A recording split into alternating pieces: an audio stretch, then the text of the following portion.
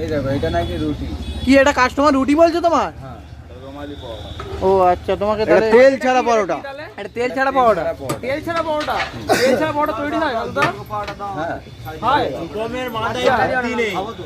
দেখে নাও, বলে দিচ্ছি শুনে নাও যে রূপমের মাথায় বুদ্ধি নাই, আর ও নিজে থেকে জানে না যে কোনটা পরোটা আর কোনটা রুটি, পার্থক্য বোঝে না।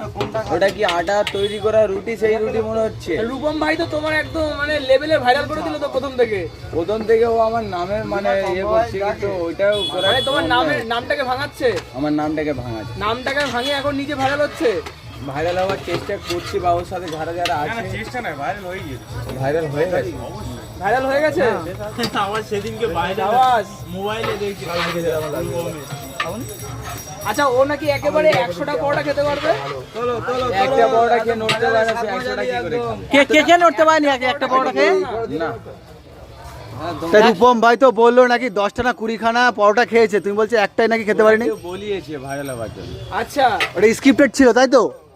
সবই তাহলে স্ক্রিপ্টেড। একদম। মানে 100টা খেতে পারবে না শিওর।